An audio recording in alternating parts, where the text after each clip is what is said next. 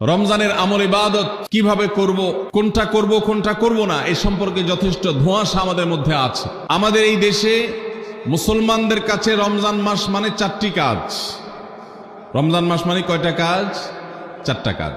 রমজান মানে হলো রোজা রাখা, তারাবির নামাজ পড়া, আর সাহরি খাওয়া, ইফতার খাওয়া, ব্যাস। রোজা, তারাবি, সাহরি, ইফতার, এই 4 জিনিসের নাম হলো আমাদের মুসলমানদের রমজান মাস। অথচ আমাদের প্রিয় নবী সাল্লাল্লাহু আলাইহি ওয়াসাল্লাম রমজান মাসে এই 4 কাজের বাইরে আরো অনেক আমল, অনেক কর্মসূচি, অনেক কার্যতালিকা, অনেক আমলের তালিকা তিনি আমাদেরকে দিয়েছেন, যেটা আমরা মুসলমানরা অনেকেই জানি না। তো আজ আমরা নবী করিম সাল্লাল্লাহু আলাইহি সাল্লাম আমাদেরকে রমজান মাসে যে সমস্ত আমল করতে বলেছেন, আমরা সেই সমস্ত আমলের কথা আপনাদের সঙ্গে খুব সংক্ষেপে শেয়ার করব ইনশাআল্লাহ। কারণ আমি নবী করিম সাল্লাল্লাহু আলাইহি সাল্লামের হাদিস থেকে এবং কোরআনে কারীম থেকেও 27টি আমলের কথা আপনাদের সঙ্গে শেয়ার করব ইনশাআল্লাহ, যার সবগুলোই রমাদানের জন্য স্পেশাল, তবে অনেকগুলো রমজানের বাইরের সময়ও আমাদের পালনীয় এবং করণীয়। এ বিষয়ে আমরা এই বছর প্রথমবারের মতো একটা বই করেছি, আপনারা জানেন, মাহে রমজানের 27 আমল। এই বই থেকে আমি 27টি আমল আপনাদেরকে শোনাবো ইনশাআল্লাহ। আর আমি 27 আমল বলে শেষ করার পর প্রশ্নোত্তর সেশন শুরু করার আগে এই 27 আমল এক নিঃশ্বাসে বা এক টানে যদি কেউ শোনাতে পারেন, যে কয়জন শোনাতে পারবেন সেই কয়জনকে এই বই আমি ফ্রি উপহার দেব ইনশাআল্লাহ। যুবকরা চ্যালেঞ্জ নিতে রাজি আছেন তো ইনশাআল্লাহ? ভাইরা আমার, রমাদান কেন্দ্রিক যে সমস্ত আমল, যে সমস্ত করণীয় আমাদের আছে, তার মধ্যে প্রথম করণীয় হলো শাবানের 29 তারিখে পশ্চিম আকাশে রমজানের চাঁদ তালাশ করা। এটা একটা আমল। কোন দিন চাঁদ তালাশ করবেন? শাবানের 29 তারিখ।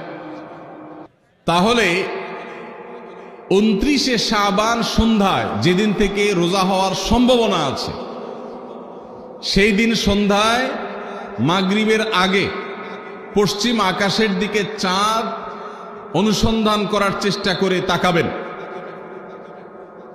পশ্চিম আকাশে চাঁদ অনুসন্ধান করার জন্য যদি চেষ্টা করেন, একটু খোঁজার চেষ্টা করেন, চাঁদ দেখতে যদি পান তো ভালো। এমনকি যদি চাঁদ দেখতে নাও পান, চাঁদ দেখার চেষ্টা যে করেছেন, এর কারণ আপনার আমল নামাতে সওয়াব লেখা হবে, একটা সুন্নত আদায় করার সওয়াব। ভাইরা আমার, আমরা আমাদের ছেলেবেলায়, আমাদের শৈশবে রমজানের আনন্দ আঁচ করতাম পশ্চিম আকাশের চাঁদ দেখে। ঈদের আনন্দের সূচনা এবং শুরুই হতো ঈদের চাঁদ দেখার মধ্য দিয়ে। এমন একটা সময় আমরা এখন এসে পৌঁছেছি, যেই সময়ে সবাই চাঁদ তালাশ করে, কিন্তু সেটা আকাশে না, ফেসবুকে। ঠিক না বে ঠিক? চাঁদ কি ফেসবুকে উঠে না আকাশে উঠে? তাহলে সবাই যদি ফেসবুকে চাঁদ তালাশ করেন, আকাশে চাঁদ দেখবে কে? ও ইসলামী ফাউন্ডেশনের হেলাল কমিটি, চাঁদ দেখা কমিটির কিছু মানুষ, তাদের উপরে নির্ভর করে 18-20 কোটি মানুষ তারা ফেসবুকে তাকায় আছে। এটা খুবই দুর্ভাগ্যজনক একটা বাস্তবতা। নবী করিম সাল্লাল্লাহু আলাইহি সাল্লামের হাদিসটা আমরা লক্ষ্য করি, তিনি বলেছেন, সুমু লিরুইয়াতিহি ওয়া আফতিরু লিরুইয়াতিহি। তোমরা চাঁদ দেখে সিয়াম সাধনা করবে, চাঁদ দেখে রমাদান উদযাপন করবে, চাঁদ দেখে রমাদানের ইবাদত বন্দেগী করবে, আর চাঁদ দেখে তোমরা ঈদ উদযাপন করবে। চাঁদ দেখে তিনি আমাদেরকে রোজা রাখতে বলেছেন। অতএব চাঁদ দেখতে হবে কি হবে না? ভাইরা আমার, বিলুপ্ত হওয়া মৃত প্রায় সুন্নাহগুলোর মধ্যে থেকে একটা হলো চাঁদ তালাশ করার সুন্নাহ। এটা ফরজে কিফায়া, মুসলিম সমাজের কেউ যদি না করে সবাই গুনাহগার হবে। এটা খুবই রিস্কি একটা বিষয়, দুর্ভাগ্যজনক একটা বিষয় যে 20 কোটি মানুষের রমজান মাত্র মুষ্টিমেয় কয়েকজন মানুষের দেখার উপর নির্ভর করবে। ভাইরা আমার, আমরা পশ্চিম আকাশে চাঁদ দেখার চেষ্টা করব ইনশাআল্লাহ। যদি চাঁদ দেখতে পান আপনি, তাহলে নবী সাল্লাল্লাহু আলাইহি সাল্লামের সেখানে একটা দোয়া পড়বেন, আল্লাহুম্মা আহিল্লাহু আলাইনা বিল ইয়ুমনি ওয়াল ঈমান ওয়াস সালামাতি ওয়াল ইসলাম রব্বি ওয়া রাব্বুকাল্লাহ। চাঁদকে লক্ষ্য করে বলবেন, চাঁদের সাথে কথা বলবেন। চাঁদ আপনার কথা হয়তো বুঝবে না, কিন্তু আল্লাহর এরকম সৃষ্টি যারা আমাদের কথা বুঝতে পায় না, তাদেরকে লক্ষ্য করে কিছু বলার মানে হলো আপনি মূলত আপনার মনের আকুতিকে প্রকাশ করছেন। চাঁদকে লক্ষ্য করে নবী সাল্লাল্লাহু আলাইহি সাল্লাম চাঁদ দেখলে পড়তেন, আল্লাহুম্মা আহিল্লাহু আলাইনা বিল ইয়ুমনি ওয়াল ঈমান। হে আল্লাহ, এই যে চাঁদ আমি দেখতে পাচ্ছি, এই চাঁদের পুরো মাসটাকে যে আমার জন্য বরকত এবং ঈমান দিয়ে পরিপূর্ণ করে দিন। এই চাঁদ পুরো মাস জুড়ে থাকবে, অতএব পুরো মাস জুড়ে এই চন্দ্র মাসে আমি আপনার কাছে আমার জীবনে প্রভূত বরকত, কল্যাণ এবং ঈমান আপনার কাছ থেকে চাই। ওয়াসসালামাতি ওয়াল ইসলাম, এবং আমি নিরাপত্তা চাই।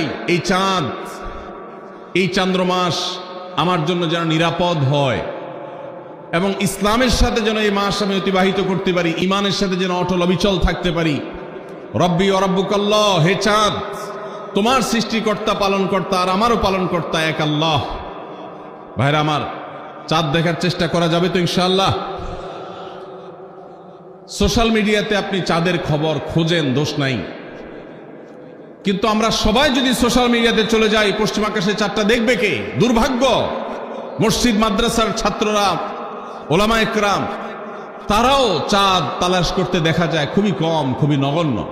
আল্লাহ তাআলা আমাদের সবাইকে মৃত প্রায় সুন্নাহকে জিন্দা করার তৌফিক দান করুন। এই বছর 29শে রমাদান শুক্রবারে হবে না শনিবারে হবে?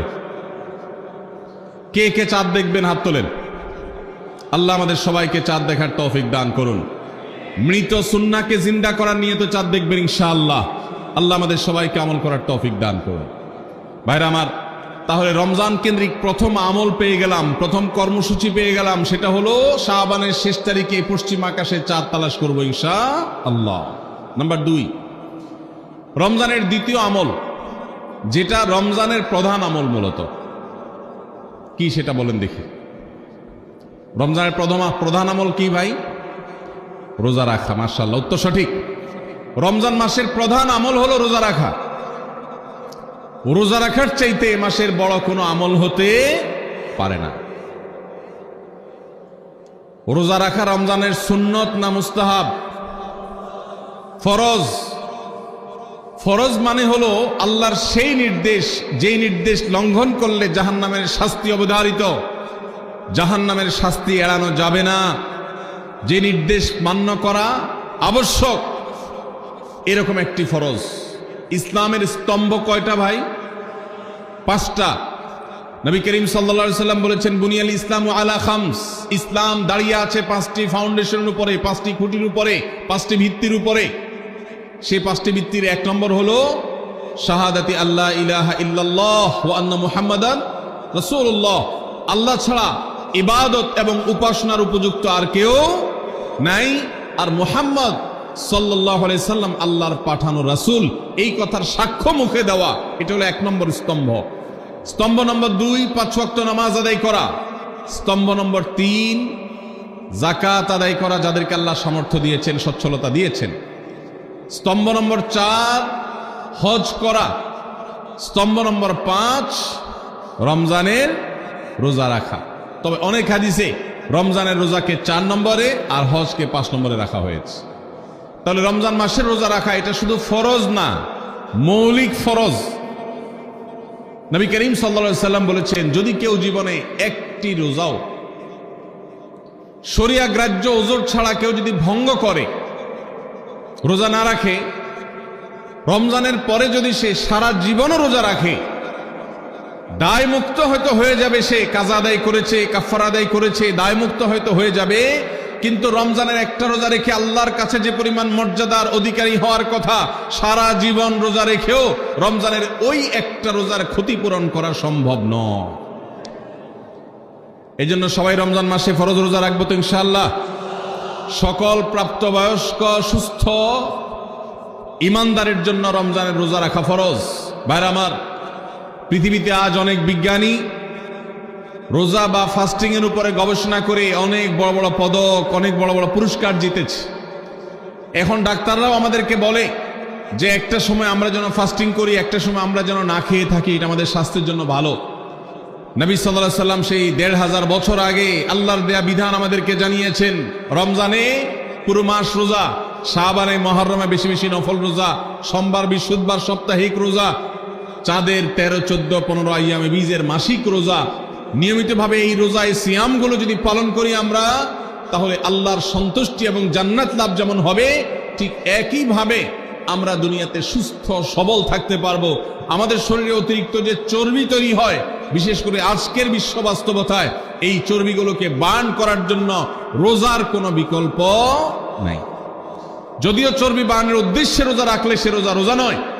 আমাদের উদ্দেশ্য হবে আল্লাহর সন্তুষ্টি অর্জন, পাশাপাশি পার্থিব উপকারিতা এমনি পেয়ে যাব। আল্লাহ আমাদের সবাইকে রমজান রোজা রাখার তৌফিক দান করুন। ভাইরা আমার, নবী করিম সাল্লাল্লাহু আলাইহি ওয়াসাল্লাম তিনি বলেছেন, যে ব্যক্তি রমজানে ঈমান এবং ইখলাসের সাথে আল্লাহকে খুশি করবার জন্য রমজান রোজা রাখবে, আল্লাহ তার পূর্বের সমস্ত গুনাহ মাফ করে দিবেন। অনেক যুবক আছেন গ্যাস্ট্রিকের অজুহাতে, অনেকে আছেন প্লাস্টিকের অজুহাতে রোজা রাখেন না। কারো গ্যাস্ট্রিক, কারো প্লাস্টিক।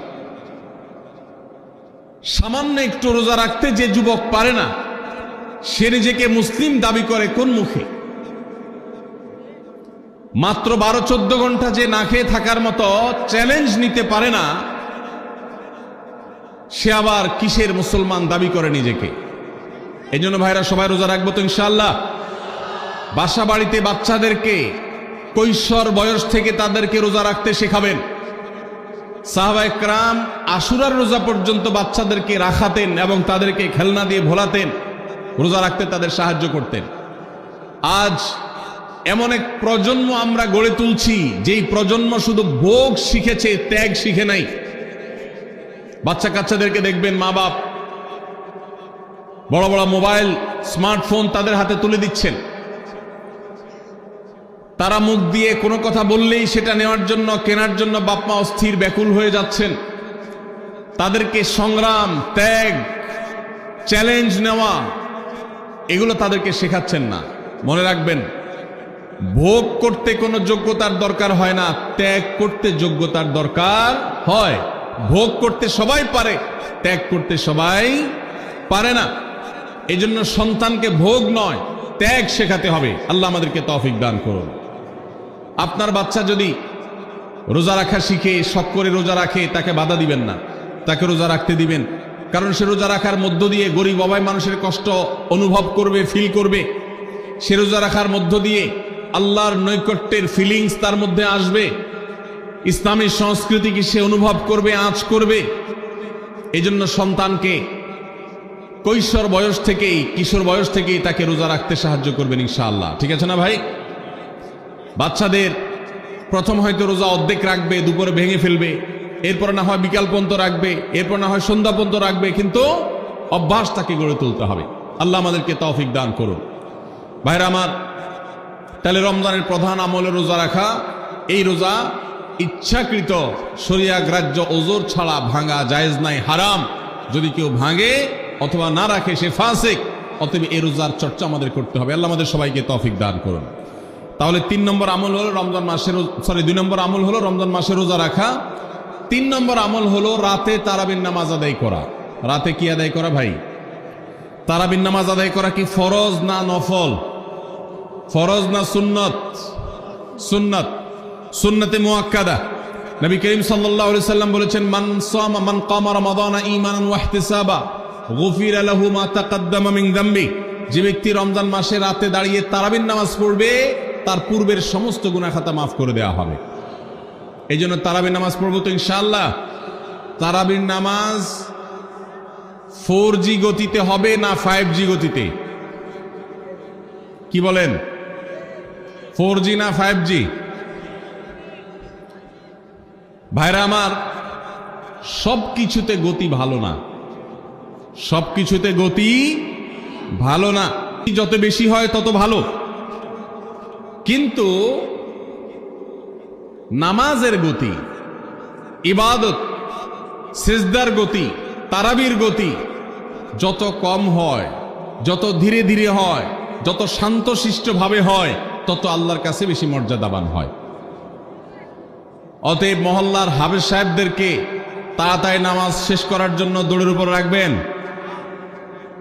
ক্রিকেট খেলা আছে হুজুর, আজকে একটু খেয়াল রাখেন, বলবেন। ভাইরা আমার, আমরা তারাবির নামাজের কথা যখন স্মৃতিতে, কল্পনায় আমরা ভাবি, তখন আমাদের স্মৃতিতে তুফান নীল মার্কা একটা নামাজ ভেসে উঠে, ঠিক না বে ঠিক? 5 ওয়াক্ত নামাজ এত তাড়াহুড়া করা হয় না তারাবি যত। অথচ তারাবি এটা তারবিহাত এর বহু বচন আরবি শব্দ, যার অর্থ হলো আরামের সাথে, ধীরস্থিরতার সাথে, রেস্ট করে করে যে নামাজ আদায় করা হয় তার নাম তারাবি। নাম হলো আরামের সাথে করা, আর আমরা করি ব্যারামের সাথে তাড়াহুড়ো করে। এই জন্য এলাকা এলাকায় তারাবি ধীরে ধীরে পড়ার জন্য উদ্যোগ নেবেন তো ইনশাআল্লাহ।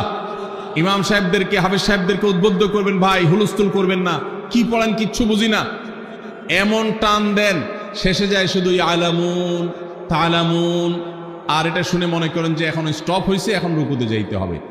এই নামাজ কি নামাজ? এটা তামাশা। ভাইরা আমার, স্পিডে তারাবি না পড়ে যদি একটু ধীরে তারাবি পড়া হয়, সর্বোচ্চ 15 থেকে 20 মিনিটের ডিফারেন্স হবে, এর বেশি না। মাত্র 15 মিনিটের জন্য আপনার পুরো নামাজকে আপনি বরবাদ করছেন। দেশের বেশিরভাগ মসজিদগুলোতে তুফান মিল মার্কা তারাবি পড়া হয়। এই তারাবি আল্লাহর কাছে কতটা গ্রহণযোগ্য হবে, এটা যথেষ্ট প্রশ্নবিদ্ধ বিষয়। আল্লাহ তাআলা আমাদের সবাইকে ধীরস্থিরতার সাথে খুব শান্তভাবে তারাবির নামাজ আদায় করার তৌফিক দান করুন। চেষ্টা করা যাবে না ইনশাআল্লাহ। ভাইরা আমার, আল্লাহ রাব্বুল আলামিন নামাজের ক্ষেত্রে হুলস্থুলতা পছন্দ করেন না। যার নামাজ যত বেশি সময় নিয়ে আদায় করেন তিনি আল্লাহর কাছে তত শ্রেষ্ঠ, তত ভালো নামাজি। আর যার নামাজে যত হুলস্থুল করা হয় তার নামাজের কোয়ালিটি, মর্যাদা আল্লাহর কাছে তত কম। অতএব আমরা রমজানের তৃতীয় আমল জানলাম তারাবির নামাজ, এবং সেটা ধীরস্থিরতার সাথে আদায় করবো। আল্লাহ আমাদের তৌফিক দান করুন। নাম্বার 4, সাহারি খাওয়া। সাহারি খাওয়া এটা রমজানের একটা আমল। আপনি সারা বছর লাঞ্চ করেন, ডিনার করেন, দুপুরের খানা খান, রাতের খানা খান, সকালে ব্রেকফাস্ট নাস্তা করেন, কিন্তু এর কোনোটা ইবাদত হয় না, এর কারণে আপনি সওয়াব পাবেন না। কিন্তু রমজান মাসে ভোর রাতে ঘুম থেকে উঠে যে আপনি খাবার খাবেন, এই খাবার খাওয়ার জন্য যে উঠলেন এবং খাইলেন, এর কারণে আপনার অ্যাকাউন্টে আপনার আমলনামা আল্লাহ তাআলা সওয়াব জমা করে দিবেন। আপনি রিওয়ার্ড পাবেন, বিনিময় পাবেন। কেন? কারণ নবী করিম সাল্লাল্লাহু আলাইহি ওয়াসাল্লাম বলেছেন, তাসাহহারু ফাইন্না ফিস সাহুরি বারাকাহ। তোমরা সাহারির খাবার খাবে ভোর রাতে। রোজার মাসে রোজা রাখতে গিয়ে সাহারির খাবার খাবে কেন? কারণ সাহারির যে খানা, এই খানাতে আল্লাহ তাআলা বরকত রেখেছেন। এই খানা খাইলে তার জন্য আমাদের স্পিরিচুয়াল, আধ্যাত্মিক বিভিন্ন রকমের উপকারিতা আল্লাহ তাআলা এর মধ্যে নিহিত রেখেছেন। এর মধ্যে খাদ্য শক্তি আছে, আমাদের এনার্জি হবে শরীরে, রোজা রাখতে সহজ হবে। এর পাশাপাশি সাহারির খাবারে আলাদা একটা বরকত আছে, শেফা, বহুবিধ উপকারিতা আমাদের শরীরের, আমাদের মনের জন্য আল্লাহ তাআলা রেখেছেন। এই জন্য সাহারি খাওয়াটা আলাদা একটা ইবাদত। যদি আপনার সন্ধ্যা রাত্রে বেশি খাওয়া হয়ে যায়, সাহারিতে খানা খাওয়ার মতো মুড না থাকে, অন্তত এক ঢোক পানি, একটা খেজুর, সামান্য কিছু খেয়ে হলেও আপনি সাহারি খাবেন এবং তাতে আপনি সওয়াব পাবেন। কোনো কারণে যদি সাহারি খেতে না পারেন, রাতে উঠতে পারেন নাই, অ্যালার্ম বাজছে কিন্তু শুনেন নাই, উঠে দেখেন ফজরের আজান হয়ে গেছে, তাহলে ওই দিনের রোজা কি হবে নাকি হবে না? হবে। মাশাআল্লাহ, বগুড়া মানুষ মাসালা জানে, দেখা যায় রোজা হয়ে যাবে ইনশাআল্লাহ। কারণ এই সাহারি খাওয়াটা ফরজও না, ওয়াজিবও না, এটা সুন্নাত। সুন্নাত ছুটে গেলে ইবাদত হয় না, ব্যাপারটা সেরকম না। 5 নম্বর আমল হলো, সাহারি তো খাবো ঠিক আছে, কিন্তু সেটা শেষ সময়ে খাওয়া, দেরিতে খাওয়া। সাহারি কি আগে খাবেন না শেষের দিকে খাবেন? শেষের দিকে। কেন? কারণ নবী করিম সাল্লাল্লাহু আলাইহি সাল্লাম বলেছেন, লা ইয়াজালুন নাসু বিখাইরিন মা আজ্জালুল ফুতুর ওয়া আখারুস সাহুর। এই উম্মত, মুসলিম জাতি ততদিন পর্যন্ত কল্যাণের উপর প্রতিষ্ঠিত থাকবে, তারা কল্যাণকে স্পর্শ করতে পারবে যতদিন পর্যন্ত তারা সাহারি তাড়াতাড়ি খাবে না দেরিতে খাবে? দেরিতে খাবে। আর ইফতার তাড়াতাড়ি করবে। তাহলে সাহারি দেরিতে খাওয়া হলো সুন্নাত। আমাদের দেশে গ্রামে অনেক মুরব্বীরা এখনো আছেন, রাত 12টা, 1টা, 2টা বাজে সাহারি খেয়ে শুয়ে থাকেন। তারা চিন্তা করেন পরে খাইতে গেলে আবার বর্ডার ক্রস হয়ে যায় কিনা, সীমা লঙ্ঘন হয়ে যায় কিনা, রিস্ক নেওয়ার দরকার কি, এই জন্য 12টার সময় খেয়ে রাখি। এটার কারণে সাহারি খাওয়ার সওয়াব পাবেন ঠিকই, কিন্তু দেরিতে সাহারি খাওয়ার যে সুন্নত, সেই সুন্নত আদায় হবে না। এই জন্য দেরিতে খাবেন। দেরিতে খাওয়ার মানে আবার এরকম দেরি না যে আপনি আর মুয়াজ্জিন সাহেব দুজন কম্পিটিশন করছেন, আপনার হাতে খাবারের প্লেট আর মুয়াজ্জিনের হাতে মাইক। আপনি আগে শেষ করেন আর মুয়াজ্জিন আগে আজান দিবে, কম্পিটিশন চলছে। এত দেরি করে একেবারে লাস্ট মিনিট পর্যন্ত খাওয়া সুন্নত নয়। কথা কি বুঝাতে পারছি? কয়েক মিনিটের গ্যাপ রেখে তারপরে খাবার শেষ করবেন, কারণ নবী করিম সাল্লাল্লাহু আলাইহি ওয়াসাল্লাম সাহরি খেয়ে শেষ করে ফজর নামাজ শুরু করতেন, এর মধ্যে 50টা আয়াত পড়ার মতো গ্যাপ রাখতেন, অর্থাৎ প্রায় 10 মিনিটের মতো একটা গ্যাপ থাকতো। এই জন্য আমরা একটা গ্যাপ রেখে তারপর সাহরি শেষ করব। অর্থাৎ ফজরের আজান যদি হয় উদাহরণস্বরূপ 5:25 বা 30, তাহলে আমরা 2-4 মিনিট আগে সাহরি খেয়ে শেষ করবো ইনশাআল্লাহ। তাহলে সাহরি দেরি করে খাওয়া, শেষের দিকে খাওয়াটা সুন্নত। আল্লাহ আমাদেরকে আমল করার তৌফিক দান করুন। রমজান মাসে সাহরির নামে একটা নতুন নাটক শুরু হয়েছে এই দেশে, সেটার নাম হলো সাহরি পার্টি। আপনারা শুনেছেন? বিশেষ করে শহরের ছেলেফেলেরা, ইউ পোলাপান, তারা আজকাল ভোর রাতে বন্ধু বান্ধব সহ রেস্টুরেন্টে গিয়া সাহরি পার্টির আড্ডা বাইর করছে। শয়তানি এবং ফাইজলামির আর কোনো জায়গা নাই, সাহরির জন্য পার্টি বাইর করছে, তাও আবার ছেলে মেয়ে একসাথে মিলেমিশে। ভাইরা আমার, সাহরি খাওয়া ইবাদত, এবং সাহরির এই সময়টা দোয়া কবুলের সময়, তাহাজ্জুদের সময়। আল্লাহ তাআলা দুনিয়ার আকাশ থেকে ডেকে ডেকে বান্দাকে ক্ষমা করেন। এই সময়টাতে আড্ডাবাজি করা, এটা হতভাগা ছাড়া আর কারোর কোনো কাজ হতে পারে না। এরপরে 6 নম্বর আমল হলো ইফতার করা। রোজা রেখেছেন কিন্তু ইফতার করেন নাই, রোজা হয়ে যাবে কিন্তু সুন্নত আদায় হবে না, এই জন্য ইফতার করা একটা সুন্নত। আল্লাহ তাআলা আরহামুর রাহিমিন, এমন একটা মাস রমজান মাস, সারা বছর কিন্তু আমরা নাস্তা করি, সারা বছর যেটা নাস্তা করি রমজানে সে নাস্তাই করি। পার্থক্য হলো সারা বছর নাস্তা করি সকালে, রমজান নাস্তা করি সন্ধ্যায়। মানুষ দীর্ঘ সময় না খেয়ে থাকার পরে যে খাবার খায় সেটাকেই ব্রেকফাস্ট বলে, সেটাকেই নাস্তা বলে। আরবিতে যে ইফতার বলা হয়, এই ইফতার শব্দের অর্থ কিন্তু নাস্তা। ইফতার শব্দের অর্থ কি? নাস্তা। সারা বছর নাস্তা খেলে কোনো সওয়াব হবে, কিন্তু রমজান মাসে আপনি যদি সারাদিন উপবাস থাকার পর সন্ধ্যায় ব্রেকফাস্ট করেন, অর্থাৎ ইফতার করেন, তাহলে আল্লাহ তাআলা আপনাকে সুন্নাত পালন করার সওয়াব দিবেন। এই জন্য ভাই, ইফতার করা একটা সুন্নত। 7 নম্বর, ইফতার আবার তাড়াতাড়ি করা আরেকটা সুন্নত। এটা 7 নম্বর আমল, ইফতারটা একটু তাড়াতাড়ি করা। তাড়াতাড়ি করা মানে কি? সূর্য ডুবার 2-4 মিনিট আগে। কি বলেন? তাহলে তাড়াতাড়ি কেমনে হলো?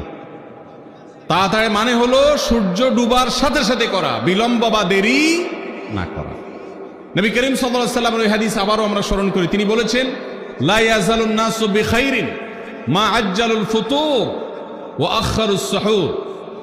এই মানুষ, এই উম্মত ততদিন কল্যাণের উপরে প্রতিষ্ঠিত থাকবে যতদিন তারা ইফতার তাড়াতাড়ি করবে আর সাহরি দেরিতে করবে। ইফতার তাড়াতাড়ি করা এর মানে হলো সূর্য ডুবছে আর দেরি করবেন না। শিয়ারা এবং ইহুদিরা, তাদের মধ্যে রোজা আছে, ফাস্টিং আছে, তারা সেই রোজায় ইফতার করে হলো চতুর্দিক অন্ধকার হয়ে যাওয়ার পর, সূর্য ডুবার পর পর ইফতার করে না। তো এই জন্য নবী সাল্লাল্লাহু আলাইহি সাল্লামের আদর্শ হলো তার বিপরীত, অর্থাৎ সূর্য ডুবার পর পর ইফতার করে ফেলা, অতিরিক্ত বিলম্ব না করা। আল্লাহ আমাদেরকে আমলের তৌফিক দান করুন। 8 নম্বর আমল হলো ইফতারের দোয়া পড়া। ইফতারের দোয়া জানা আছে ভাই? কি দোয়া? আমরা একটা দোয়া কমন জানি বাংলাদেশে মানুষ, সেটা হলো আল্লাহুম্মা লাকা সুমতু আলা রিজকিকা আফতারতু। এটাও হাদিসে বর্ণিত হয়েছে, কিন্তু হাদিসের সনদ নিয়ে অনেকে কোনটা নিয়ে আলাপ তুলেছেন, প্রশ্ন তুলেছেন। আল্লাহুম্মা লাকা সুমতু মানে হলো, হে আল্লাহ, আপনার উদ্দেশ্যে রোজা রেখেছি, ওয়া আলা রিজকিকা আফতারতু, এবং আপনার দেওয়া রিজিক দিয়ে ইফতার করেছি। আর ইফতারের আরেকটা দোয়া হলো যাহাবাজ জামা ওয়াবতাল্লাতিল উরুক ওয়া সাবাতাল আজরু ইনশাআল্লাহ। এটা একটা দোয়া। যদি এগুলো দোয়ামূলক নয়, আমরা দোয়া বলছি, এটা মূলত আল্লাহর কাছ থেকে একটা প্রত্যাশা। এর অর্থ হলো যাহাবাজ জামা, আমার পিপাসা দূর হয়ে গেছে, ওয়াবতাল্লাতিল উরুক, আমার শিরা উপশিরাগুলো সব সিক্ত হয়ে গেছে, ওয়া সাবাতাল আজরু ইনশাআল্লাহ, এবং আল্লাহ চাহেন তো এই রোজার বিনিময় আমার সাব্যস্ত হয়ে গেছে আল্লাহর কাছে, এটা স্থির হয়ে গেছে। এটা হলো ইফতারের দোয়া। ইফতারের দোয়াটা কি ইফতারের আগে করব না পরে করব? ইফতারের দোয়াটা যারা ইফতারের আগে করার পক্ষে তারা হাত তোলেন। অল্প সংখ্যক মানুষ, আর বাকিরা সবাই কি পরের পক্ষে না মাঝখানের পক্ষেও আছেন লোক? সব পরের। মাশাআল্লাহ, সব সূক্ষ্ম সূক্ষ্ম মাসআলা দেখি গাবতলী মানুষ জানে। মাশাআল্লাহ, অনেক অগ্রসর দেখা যায়। আল্লাহ আমাদের সবাইকে দ্বীনের জন্য কবুল এবং মঞ্জুর করুন। মাশাআল্লাহ। ভাইরা আমার, ইফতারের দোয়াটা ইফতারের পরে করতে হয়, যেটা বেশিরভাগ মানুষ জানে না, কিন্তু আমি অবাক হলাম যে এখানে বেশিরভাগ মানুষ আপনারা জানেন। মাশাআল্লাহ, নলেজেবল মানুষ, বোঝা গেছে। ইফতারের দোয়ার অর্থের দিকে তাকালেই তো বোঝা যায় এটা আগে না পরে। দোয়ার অর্থের মধ্যে তাকালে আমরা দেখতে পাচ্ছি যে আল্লাহ শিরা উপশিরা সিক্ত হয়ে গেছে, পিপাসা দূর হয়ে গেছে, এগুলো তো ইফতারের পরেই হয়। অবশ্য আমি অর্থ আগে বলে দিছি, সেটা দেখে হয়তো আপনারা অনেকে বুঝে ফেলছেন। মাশাআল্লাহ। তো যাই হোক, ইফতারের শুরুতে বিসমিল্লাহ বলে ইফতার করব, আর শেষে এই দোয়া পড়বো। আল্লাহ আমাদেরকে আমলের তৌফিক দান করুন। 9 নম্বর হলো সাহরি এবং ইফতারে খেজুর খাওয়া। খেজুর দিয়ে সাহরি ইফতার করা। ইফতারে আপনি অন্য যা খান না খান, খেজুর দিয়ে খাবেন। নবী সাল্লাল্লাহু আলাইহি সাল্লাম আদা পাকা আদা খেজুর দিয়ে ইফতার করতেন, যেটাকে রোতাব বলা হয়। আর যদি সেটা না পাওয়া যেত, সাধারণ যে কোনো খেজুর, সেটাও না পাওয়া গেলে একটু পানি খেয়ে তারপর তিনি ইফতার করতেন। আমরা ইফতারে খেজুর খেতে হয় সুন্নাহ, এটা আমরা জানি, কিন্তু যেটা জানি না সেটা হলো সাহরিতে খেজুর খাওয়া। ভোর রাতে সাহরিতে খেজুর খাওয়া সুন্নত। এটা আগে কে কে জানতেন? হাত তোলেন। আগে জানতেন?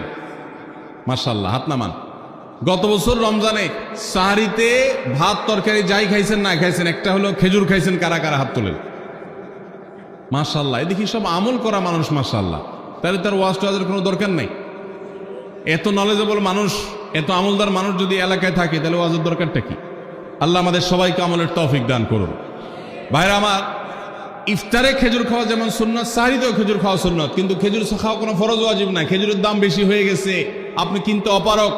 যদি একটা খেজুরও পুরো রমজানে না খান, আপনার রোজার কোনো অসুবিধা হবে।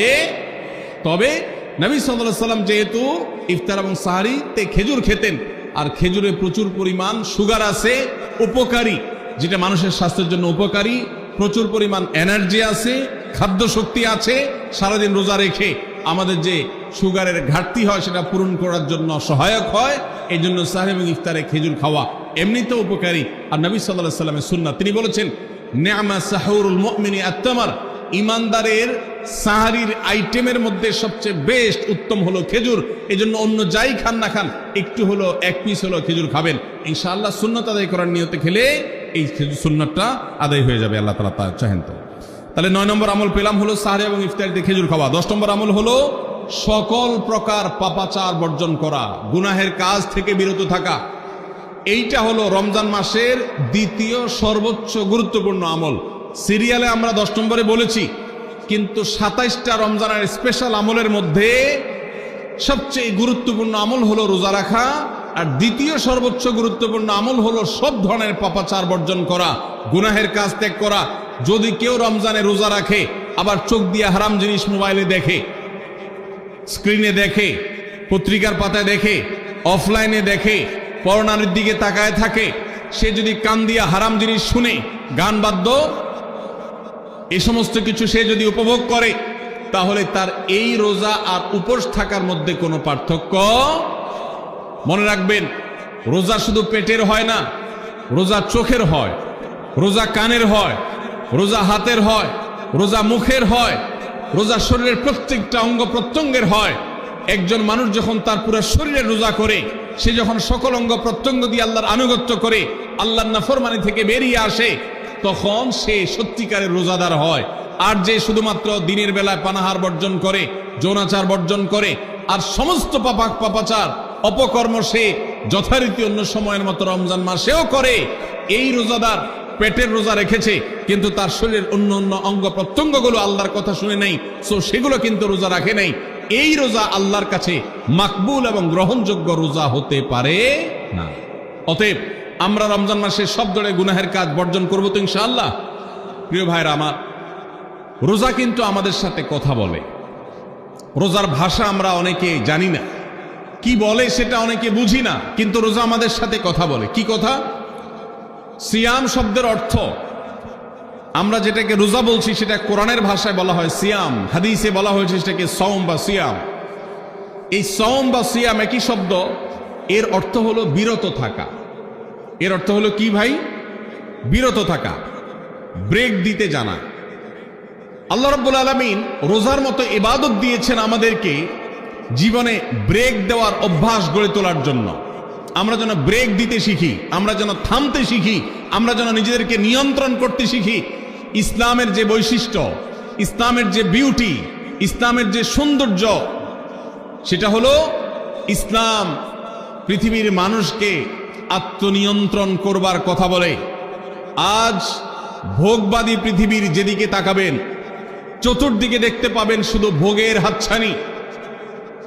দুনিয়াটা মস্ত বড়, খাও দাও আর ফুর্তি করো, শুধুমাত্র ফুর্তি ফুর্তি এবং ফুর্তি, ভোগ এবং ভোগ এবং ভোগ। গোটা পৃথিবী আপনাকে ভোগের কথা বলবে, ত্যাগের কথা বলবে না। ইসলাম আপনাকে ত্যাগের কথা বলে। আপনি ঈদ উদযাপন করবেন, ঈদ উল ফিতর, সেখানে পর্যন্ত ইসলাম বলে আগে গরিবের বাসায় ফিতরা পৌঁছাবে, তারপর তুমি ঈদগাহে যাবে, ঈদের আনন্দ করবে। আপনি কোরবানির ঈদে পশু জবাই করে গোশত খাবেন, উৎসব করবেন।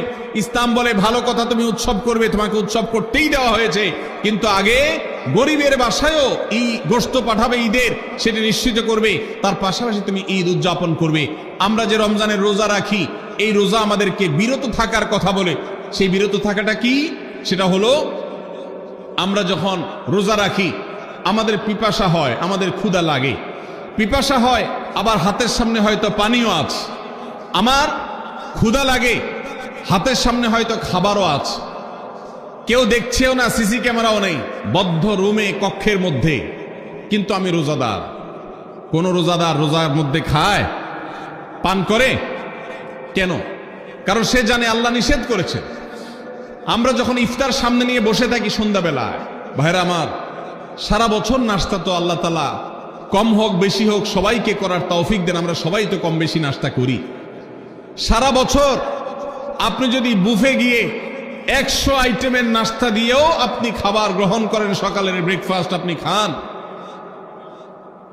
ইফতারের সময় মাত্র 2-4টা আইটেম নিয়ে বসে থেকে আজানের জন্য, সূর্য ডুবার জন্য যে অপেক্ষা করেন, ওই অপেক্ষার সময় যে অবর্ণনীয় স্বাদ আর তৃপ্তি পাওয়া যায়, পৃথিবীর সমস্ত খাদ্য গ্রহণের মধ্যেও এই তৃপ্তি বা স্বাদ নাই।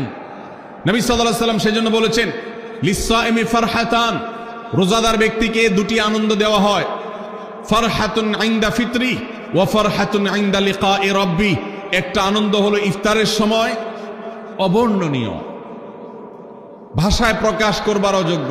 কি ভালো লাগা কাজ করে, ইফতারের জন্য আমরা বসে আছি, খাবার সামনে আছে, রকমারি শীতল শরবত সামনে আছে, রকমারি খাবারের পসরা সাজানো আছে টেবিলে, দস্তরখানে, এদিকে পেটে ক্ষুধাও আছে, কিন্তু আমরা মিনিট গুনছি, আমরা সময় দেখছি, ঘড়ির দিকে তাকিয়ে আছি, সূর্য কখন ডুববে। সূর্য ডুবেছে আর সাথে সাথে আমরা ইফতার করছি। এই যে আল্লাহর নির্দেশের অপেক্ষা, ইসলাম রোজার মাধ্যমে আমাদেরকে সেই শিক্ষাটা দিতে চায়। রোজা আমাদের সাথে সেই কথা বলে যে দেখো, তুমি জীবনে বিরত থাকতে শিখো, গোটা পৃথিবী তোমাকে ভোগ শিখাবে, ইসলাম তোমাকে ত্যাগ শিখাবে, ইসলাম তোমাকে কন্ট্রোল করা শিখাবে। আমাদের তরুণদের চরিত্রকে নষ্ট করবার জন্য, তাদেরকে নানাভাবে উস্কানি দেওয়ার জন্য, বিনোদনের নামে, নিউজের নামে, বিজ্ঞাপনের নামে, বিভিন্ন নামে অশ্লীল নানা দৃশ্য, খোলামেলা দৃশ্য তাদের সামনে দেখানো হয়, ভোগের আহ্বান করা হয়। ইসলাম বলে, হে মুসলিম তরুণ, তোমার চোখের এরিয়ার মধ্যে কোনো পরনারী, কোনো সুন্দরী নারী পড়ে গেছে, তুমি আঁচ করতে পেরেছ, সাথে সাথে তোমার দৃষ্টিকে তুমি নিয়ন্ত্রণ করো, অবনত করো। কুল্লিল মুমিনিনা ইয়াগুদ্দু মিন আবসারিহিম ওয়া ইয়াহফাযু ফুরুজাহুম। আল্লাহ বলেছেন, হে রাসূল বলে দিন ইমানদার পুরুষদেরকে, তারা যেন তাদের চোখগুলোকে নামিয়ে রাখে, তাদের সম্ভ্রমকে তারা সংরক্ষণ করে। মনে রাখবেন, যা খুশি তা করতে পারা এটা যোগ্যতা নয়। নিজেকে নিয়ন্ত্রণ করলাম, যা খুশি তা করব না, এর নাম হলো যোগ্যতা। ডায়রিয়ার রোগী ডাইরেক্ট হয়ে যায়, যা খুশি যে করে, নিজের মন যেদিকে তাকে নাচায় সেদিকে নাচে, এই লোকটা অসুস্থ মানুষের মতো। আর মুসলিম যুবক, মুসলমান মানুষ, নারী পুরুষ, সে নিজেকে নিয়ন্ত্রণ করে। আল্লাহ এটা হারাম করেছেন, আমার মন চায়, চাইলেই আমি সেটা নিতে পারি, কিন্তু আমি নেব না। আমি একটা জিনিস ধরতে পারি, আল্লাহ হারাম করেছেন, সেজন্য আমি ধরবো না। এই শিক্ষাটা রমজান আমাদেরকে দেয়। অতএব রমজানের সবচেয়ে গুরুত্বপূর্ণ আমল হলো এই 10 নম্বর আমল, সেটা হলো পাপাচার বর্জন করা। নবী সাল্লাল্লাহু আলাইহি সাল্লাম বলেছেন, যে ব্যক্তি রমজানে রোজা রাখলো আর পাপাচার বর্জন করলো না, তাহলে এই রোজা রাখার উপোস থাকার ভিতরে কোনো পার্থক্য নাই। আল্লাহ আমাদের সবাইকে রমজান মাসে রোজা থেকে সকল হারাম, সকল নাজায়েজ কাজ, সকল গুনাহের কাজ ছাড়ার তৌফিক দান করুন, বলুন আমিন। ভাইরা আমার, 11 নম্বর আমল হলো অধিক পরিমাণ দোয়া করা। রমজান মাসে রোজা রেখে আমরা বেশি বেশি দোয়া করব। চলতে ফিরতে উঠতে বসতে দোয়া করতে পারেন। আমাদের মায়েরা অনেকে শুনছেন আমাকে, রমজান মাসে আপনি গৃহস্থলী কাজ করছেন, রান্না বাড়া করছেন, ঘর ঝাড়ু দিচ্ছেন, আর মনে মনে আল্লাহর সাথে কথা বলেন। দোয়া মানে আল্লাহর সাথে কথোপকথন। আল্লাহ, আপনি আমাকে মাফ করে দেন, আমার বাবাকে মাকে মাফ করে দেন, সন্তানগুলোকে হেদায়েত দান করেন, চোখের পানি ফেলেন। নিয়মতান্ত্রিক দোয়া, বসে বসে হাত তুলে দোয়া করবেন কেবলামুখী হয়ে। আবার চলতে ফিরতে উঠতে বসতে, এমনকি ওযু নাই সে অবস্থায় দোয়া করবেন। নবী সাল্লাল্লাহু আলাইহি সাল্লাম বলেছেন, 3 ব্যক্তির দোয়া ফিরিয়ে দেওয়া হয় না। কয় ব্যক্তির দোয়া? সালাতুন লা তুরাদ্দু দাওয়াতুহুম, 3 শ্রেণী মানুষের দোয়া ফিরিয়ে দেওয়া হয় না। এর ভিতরে এক শ্রেণী হলেন মাজলুম, কারোর জুলুমের শিকার হয়েছে। এই ব্যক্তি জালেমের বিরুদ্ধে যে তার মনের আকুতি থাকে, বদদোয়া থাকে, আল্লাহ সুবহানাহু ওয়া তাআলা এটা ফিরিয়ে দেন না। এই জন্য পৃথিবীর ইতিহাসের কোন জালিম আপনি দেখাতে পারবেন না যেই জালিমকে আল্লাহ ছেড়ে দিয়েছেন, আল্লাহ ছাড় দিয়েছেন কিন্তু চূড়ান্ত ভাবে ছেড়ে দিয়েছেন, এমন কোন জালিম আপনি দেখাতে পারবেন না। এই জন্য ভাই, কখনো কোন অবস্থাতে কারো প্রতি আমরা জুলুম করব না। আল্লাহ আমাদেরকে সেটা মানার তৌফিক দান করুন।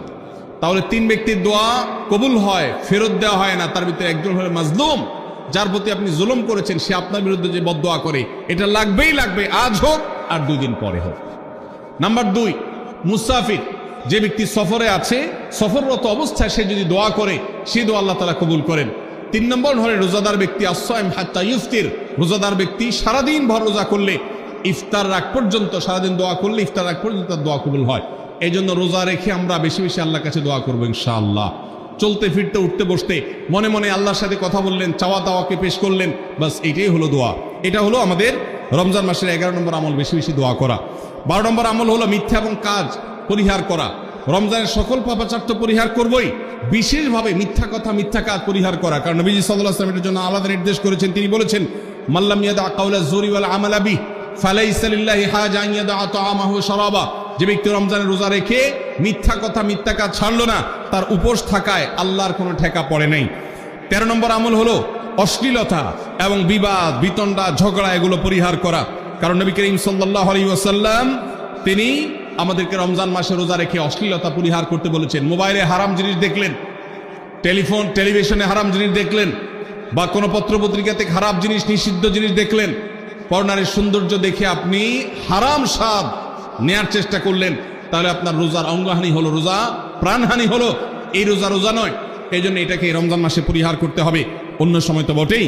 এবং সেই সাথে কেউ যদি আপনার সাথে ঝগড়া করতে আসে, নবীজি শিখাই দিয়েছেন, ফালিয়াকুল ইন্নী সায়েম, কেউ রোজা রাখা অবস্থায় ঝগড়া করতে আসলে বলবেন, ভাই আমি রোজাদার, আমি তোমার ঝগড়ার জবাব দিতে পারবো না।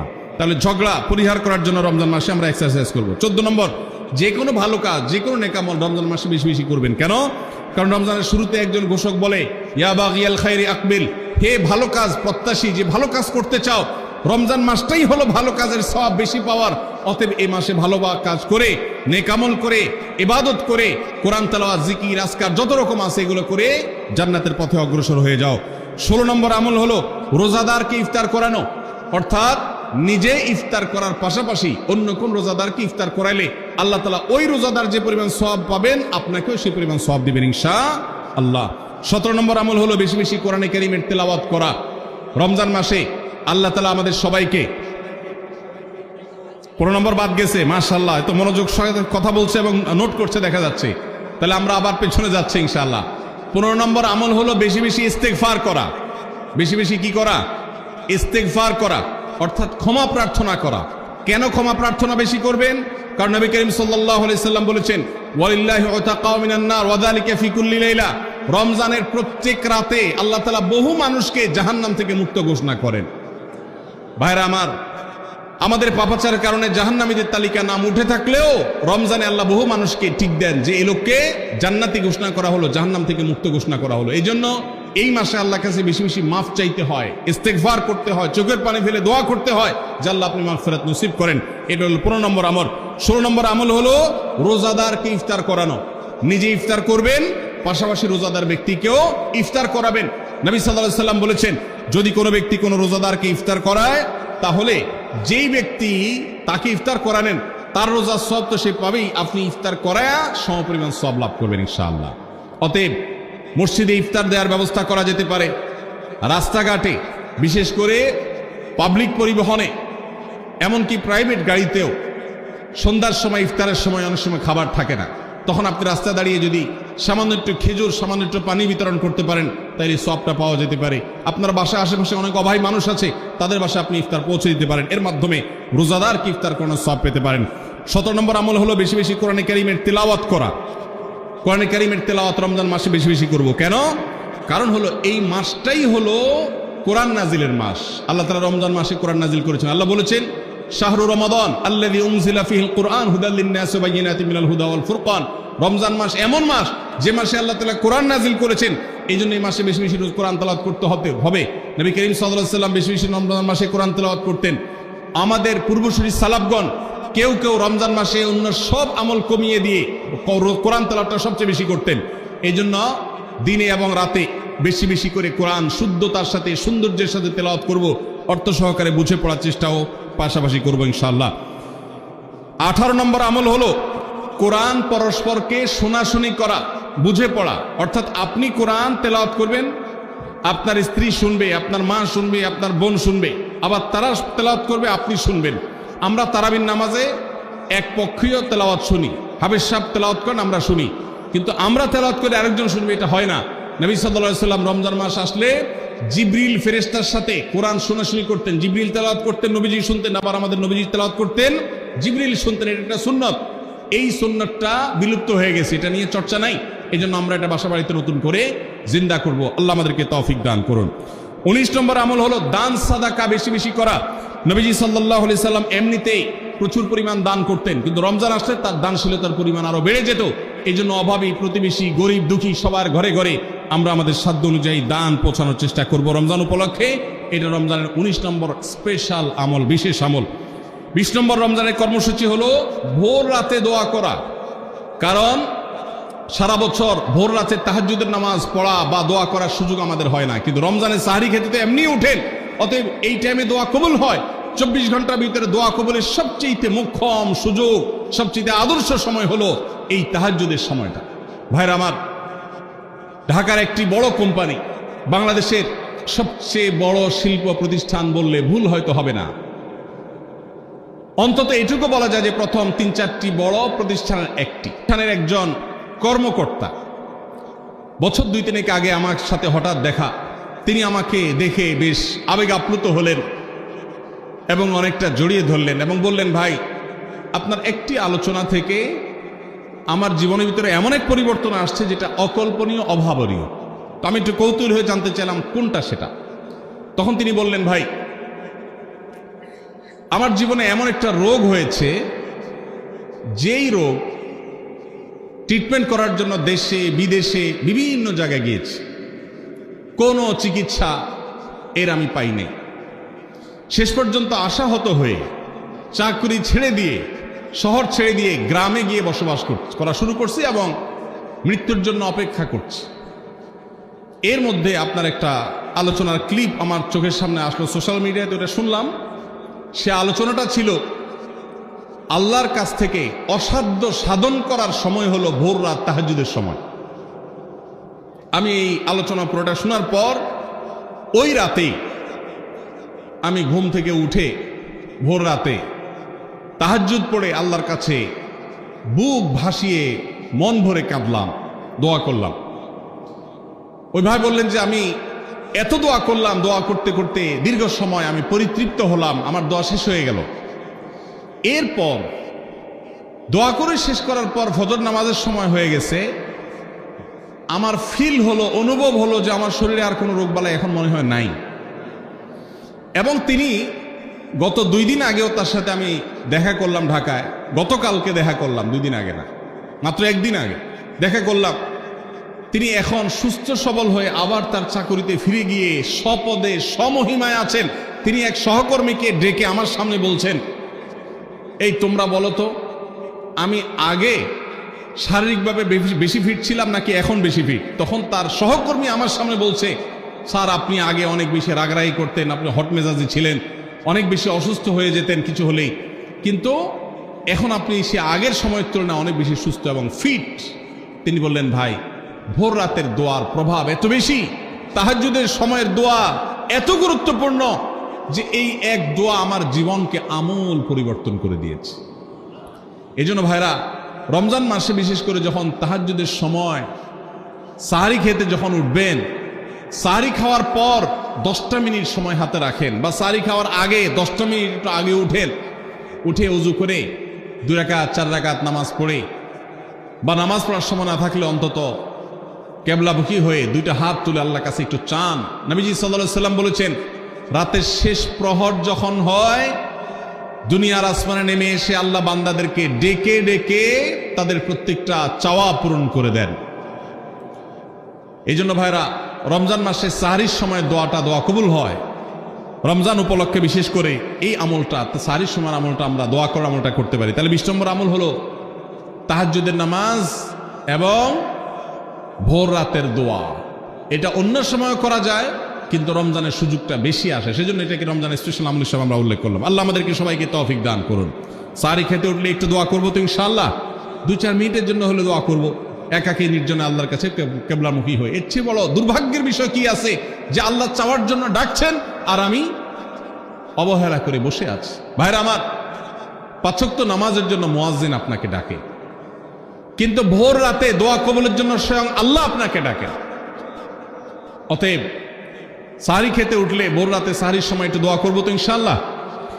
21 নম্বর আমল উমরা করা। যাদেরকে আল্লাহ তৌফিক দিয়েছেন তারা রমজানে উমরা করবেন, কারণ নবী করিম সাল্লাল্লাহু আলাইহি ওয়াসাল্লাম বলেছেন, উমরাতুন ফি রমাদান তা'দিলু হাজ্জা। রমজানে কেউ উমরা করলে একটা হজের সওয়াব পায়। কোন কোন হাদিসে আসছে তা'দিলু হাজ্জাতাম মাই, নবীজির সাথে হজের সওয়াব পাওয়া যায় রমজানে উমরা করলে। আল্লাহ আমাদেরকে যখন তৌফিক দিবে আমরা তখন সেটা করব ইনশাআল্লাহ। ঠিক আছে না? নিয়ত করেন, দোয়া করেন, আল্লাহ একসময় তৌফিক অবশ্যই দিবেন। 22 নম্বর আমল হলো রমজানের শেষ 10 দিন মসজিদে ইতিকাফ করা। গুরুত্বপূর্ণ একটা পয়েন্ট, মসজিদে ইতিকাফ করা। খুব মনোযোগ দিয়ে শুনি। রাসূল করিম সাল্লাল্লাহু আলাইহি সাল্লাম রমজানের রোজা ফরজ হওয়ার পর থেকে নিয়ে তার মৃত্যু পর্যন্ত 1টি বছরের জন্য রমজানের শেষ দশক মসজিদে ইতিকাফ করা ছাড়া ছিলেন না। একবার তিনি মসজিদে ইতিকাফে বসেছেন, কিন্তু ইমার্জেন্সি একটা কাজে মসজিদ থেকে তাকে বের হতে হয়েছে। এই জন্য তিনি পরের বছর 20 দিন ইতিকাফ করেছেন। 10 দিন হলো ওই বছরের, আর 10 দিন হলো আগের বছরে যে ইতিকাফ ভেঙে ফেলেছেন সেটার ইতিকাফের কাজা। তার মানে হলো নবীজির জীবনে কখনো ইতিকাফ 1 বছর একটা রমজান মাসেও ছাড়েন নাই। এত গুরুত্বপূর্ণ আমল যে রমজানের এই আমলটা তিনি কখনোই ছাড়েন নাই। দুর্ভাগ্য আমাদের, এখানেও হয়তো বেশিরভাগ মুসলমান আমরা জীবনে একবারের জন্য রমজানের শেষ 10 দিন ইতিকাফ করি নাই। যে আমল নবীজি জীবনে কখনো ছাড়েন নাই সেটা আপনি জীবনে একবারও করেন নাই। এর চাইতে বড় হতভাগা উম্মত আর কি হতে পারে?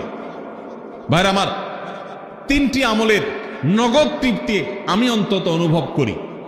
আমি আমার সে অভিজ্ঞতার আলোকে আপনাদেরকে উদাত্ত আহ্বান করতে চাই, রমজানের শেষ দশকে আপনারা ইতিকাফ করুন।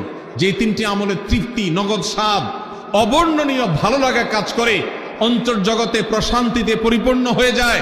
সেই 3টি ইবাদতের একটি হলো আরাফাতের ময়দানের দোয়া। এটার সাথে কোনো কিছুর কম্পেয়ার হয় না। অবর্ণনীয় এক তৃপ্তি লাগে আরাফাতের ময়দানে দোয়া করতে। দ্বিতীয় হলো সিজদায় গিয়ে চোখের পানি ফেলে আল্লাহর কাছে দোয়া করতে অসম্ভব ভালো লাগা কাজ করে। ভোর রাতে দোয়াতেও একই স্বাদ পাওয়া যায়। আর 3 নম্বর হলো রমজানের শেষ দশকের ইতিকাফ। ইতিকাফ যে একবার করেছে সে জীবনে বারবার করে, তাকে আর ফেরানো যায় না।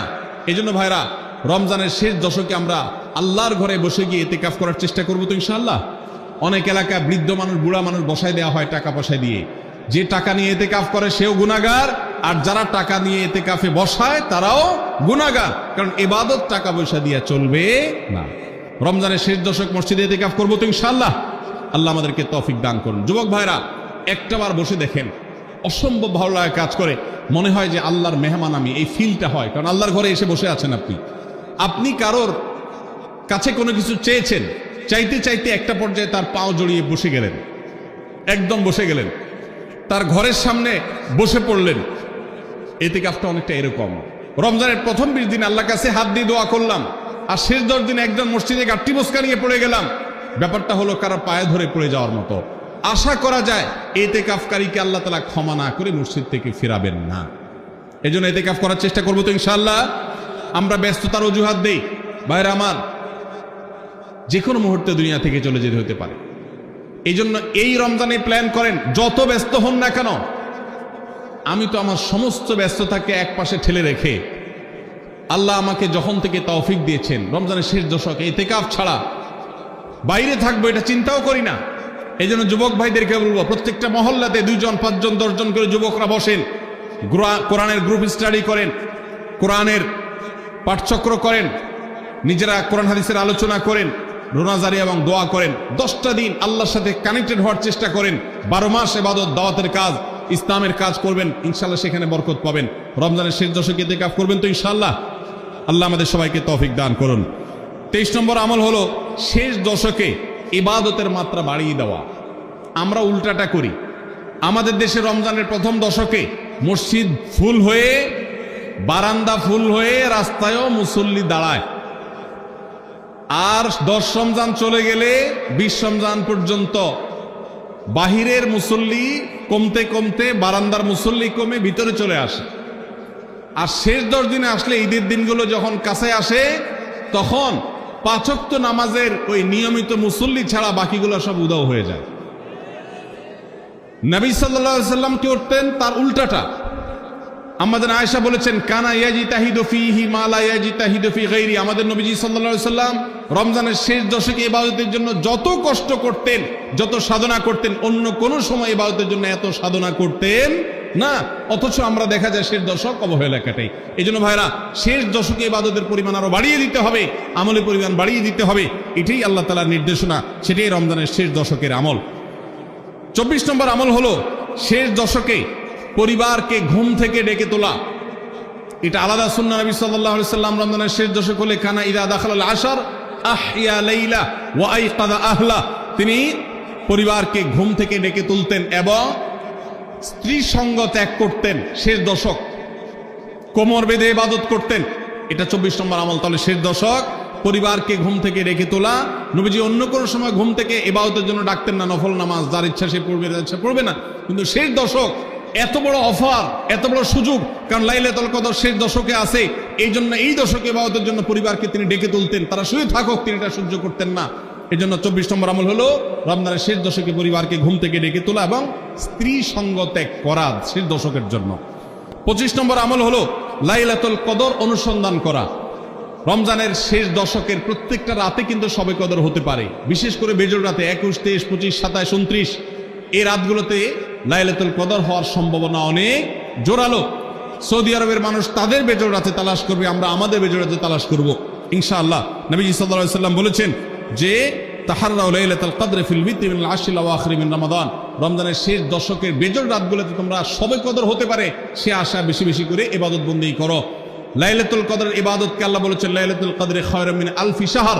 1000 মাস, 1000 মাস ইবাদত করলে যে সওয়াব পাওয়া যাবে, লাইলাতুল কদরের এক রাতের ইবাদতের সওয়াব তার চাইতে বেশি হবে। সেই রাত কোনটা আল্লাহ নির্দিষ্ট করেন নাই। এই জন্য শেষ দশকের প্রত্যেকটা রাতেই ইবাদত করার চেষ্টা করা, স্পেশালি বেজর রাতগুলোতে। 26 নম্বর আমল হলো লাইলাতুল কদরের আশায় বিশেষ দোয়া পড়া। সেটা কি?